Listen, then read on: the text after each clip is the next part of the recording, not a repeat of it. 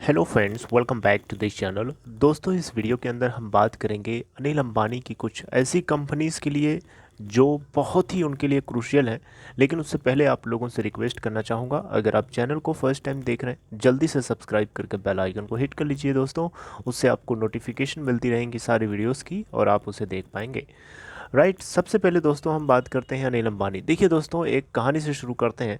आप ही के पास अगर मान लीजिए 10 कारें हैं सपोज़ करिए, और 10 कारों में से 3 ऐसी कारें हैं जो बहुत अच्छी क्वालिटी की हैं, बहुत अच्छी उनकी क्वालिटी है अलग अलग एस्पेक्ट्स से अगर हम देखें तो।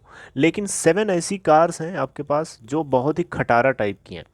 तो ऑब्वियसली उन 7 खटारा कारों के होने की वजह से आपकी पर्सनैलिटी के ऊपर कहीं न कहीं धब्बा जैसा ज़रूर महसूस होगा। आपको भले वो चीज़ ना लगे, और ऐसा हो ही नहीं सकता आपको ना लगे, आपको भी लगेगा, प्लस जो दूर से देखता है उसको तो ज़्यादा लगेगा।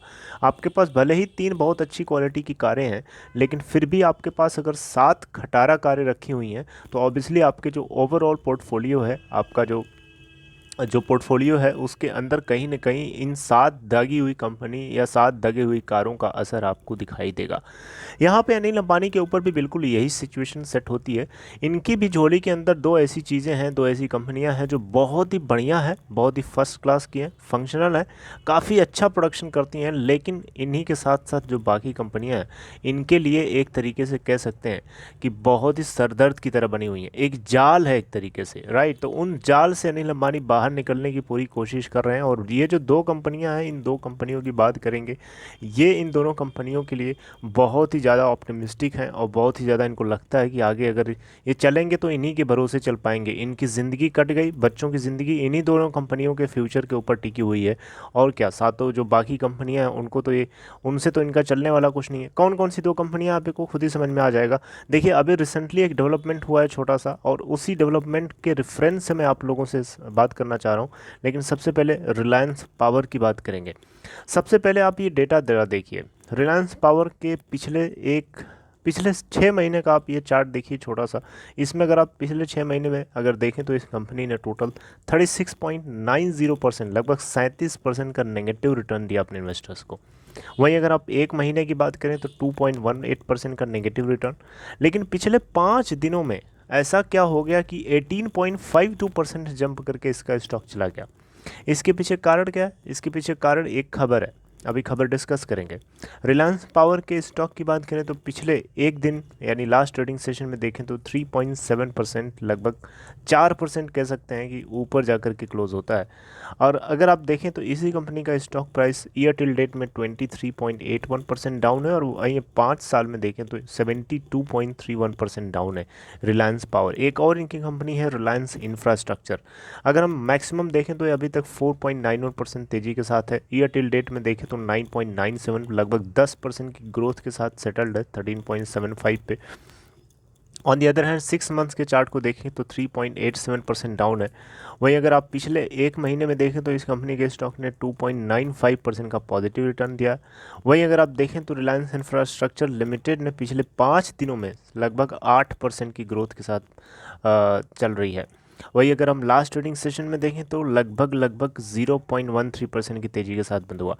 दोस्तों, यहाँ पे ये दोनों ऐसी कंपनियां जो आप सुने हैं, रिलायंस इंफ्रा, रिलायंस पावर, ये दोनों ऐसी कंपनीज है अनिल अंबानी की झोली में या पोर्टफोलियो में जो इनके आगे के फ्यूचर को बना सकती हैं या बचा सकती हैं और डूबने से। डूबे तो है ही हैं, बुरी तरीके से डूब चुके हैं, लेकिन ये 2 ऐसी कंपनियां हैं जो इनको पूरी तरीके से बर्बाद होने या डूबने से बचा सकती हैं, क्योंकि इनके भरोसे इनकी रोजी रोटी चल सकती है। क्योंकि बाकी कंपनियां तो इनकी नीलामी हो रही है, उनकी यानी ऑक्शनिंग हो रही है, कहीं ना कहीं बेची जा रही है, और ये अनिल अंबानी कहीं ना कहीं सपोर्ट भी कर रहे हैं, क्योंकि उनको भी पता है कि 10 जगह हाथ फैलाए, 10 जगह पैर फैलाने से कुछ होने वाला नहीं है। अब उनको अच्छे से समझ में आ चुका है। लेकिन वही है ना, बर्बाद हो जाता है आदमी तभी समझ में आती है चीज़ें, पहले तो आती नहीं है। पहले आती तो बर्बाद होने से बचा नहीं लेता अपने आप को आदमी, लेकिन ऐसा होता नहीं है दोस्तों।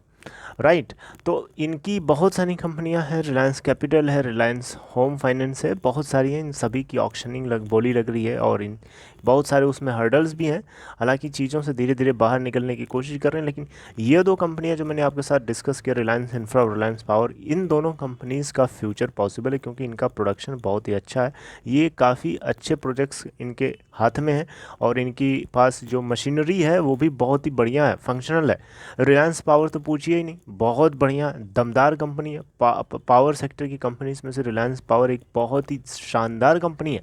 लेकिन वही बात घुमा फिरा के आ जाती है जो मैंने आपको शुरू में कार वाला एग्जांपल दिया था, कि एक आपके पास 10 नंबर ऑफ कार्स हैं, उसमें से 2 कारें बड़ी अच्छी अच्छी क्वालिटी की आपके पास रखी हुई हैं, लेकिन बाकी 7 कारों के होने की वजह से 2 कारों के ऊपर बुरा असर पड़ रहा है। अगर वो 7 कारें खराब वाली अगर आप निकाल देते हैं तो उससे जो भी माल पानी आपके पास हाथ में आएगा, उसी माल पानी की मदद से इन दो दो बची हुई कारों की और अच्छी सेवा और इवन इससे और अच्छा आप बिजनेस कर सकते हैं। मेरा मतलब समझ रहे हो? मेरा मतलब है कि उन 7 कंपनियों को बेच करके या 7 कारों को, खराब जो बेकार की कारें हैं उनको बेच करके, उनसे जो पैसा थोड़ा बहुत आता है वो इन 2 अच्छी क्वालिटी की जो कार्स हैं उनके फंक्शनैलिटी को इम्प्रूव करने के लिए उसमें इन्वेस्टमेंट किया जा सकता है, जिससे उनकी और ज़्यादा पोर्टफोलियो में पॉजिटिव एनहेंसमेंट होगा। Basically enhancement is already a positive term, right? तो यहाँ पे रिलायंस पावर में ऐसा क्या डेवलपमेंट हुआ है? देखिए, ऐसा क्या डेवलपमेंट हुआ है जिसके रेफरेंस से मैं आपको बात कर रहा हूँ आपसे। रिलायंस पावर बेसिकली यहाँ पे अनिल अंबानी ने पहले भी बता चुके हैं कि ये डेट फ्री बनना चाहते हैं पूरी तरीके से, और उनका ये एक कदम है जो रिलायंस पावर के अंदर तेज़ी लेके आया है। रिलायंस पावर लिमिटेड ने बेसिकली अपने 2 फाइनेंशियल क्रेडिटर्स को पूरी तरीके से उनका लोन चुका दिया है। रिलायंस पावर ने अभी जो लोन चुकाया है, एक तो कनारा बैंक है और एक जेएफसी है, राइट? तो जेसी फ्लावर्स है। तो बेसिकली यहाँ पे अगर आप देखें तो इन दोनों कंपनीज से वन सेटलमेंट हो गया है, वन टाइम सेटलमेंट हो चुका है।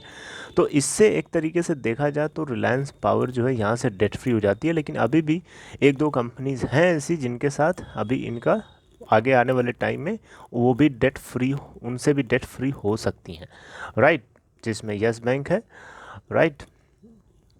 तो मुझे ऐसा लगता है कि रिलायंस पावर के जो प्रोजेक्ट्स हैं, जो इसके हाथ में जो इंफ्रास्ट्रक्चर है पावर सेक्टर के अंदर, जो कि आपको पता है कि ये रिन्यूएबल और नॉन रिन्यूएबल दोनों सोर्सेज पे काम कर रही है, राइट? और भारत सरकार, आपको पता है, पावर सेक्टर को लेकर के बड़े बड़े अनाउंसमेंट भी ऑलरेडी हो चुके हैं। तो रिलायंस पावर और रिलायंस इंफ्रास्ट्रक्चर, ये 2 ऐसी कंपनीज हैं जो मुझे लगता है कि अनिल अंबानी की झोली में एक किसी हीरे की तरह है, किसी हीरे से कम नहीं है। बाकी आप जो भी समझना है, सोचना है, सोचिए, क्योंकि हर किसी को सोचने और बोलने का अपना अधिकार है, राइट?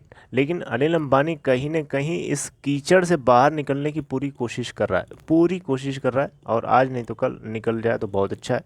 क्योंकि जितनी कंपनियां हैं उतने को अच्छे से चलाए, राइट? जो डूब चुकी हैं उनको बिल्कुल वहाँ से निकल जाए तो बाहर अच्छा है, राइट? उसमें और फंसे रहने का कोई मतलब नहीं है।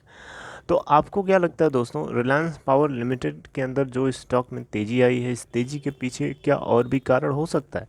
आप मुझे कमेंट बॉक्स में बताइए। बाकी आपको क्या लगता है, रिलायंस पावर के अंदर इन्वेस्टमेंट करना चाहिए या नहीं करना चाहिए? क्योंकि ये स्टॉक काफ़ी नीचे गिर चुका है, राइट? और ये डेट फ्री जो हुआ है 2 कंपनियों से, ये एक बहुत ही पॉजिटिव खबर है, और आने वाले टाइम में डेफिनेटली इसको लेकर के हलचल बनी रहेगी।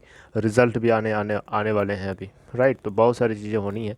कंपनी प्रॉफिटेबल है, राइट? लेकिन बाकी दगी हुई कंपनियों के होने की वजह से इसके ऊपर नुकसान हो रहा है। अगर वो दगी हुई कंपनियां ना रहें तो शायद इसका प्रॉफिट जो जनरेट हो रहा है वो कहीं ना कहीं स्टेक होल्डर्स के लिए वैल्यू एडिशन की तरह काम करे। लेकिन बाकी बेकार की कंपनियों के होने की वजह से वो वैल्यू एडिशन नहीं मिल पाता है स्टेक होल्डर्स को, राइट? चलिए आगे आपसे मिलते हैं फिर और बातचीत करेंगे इसके ऊपर। अभी तो शुरुआत किया है फिर से, तो take care friends, see you tomorrow.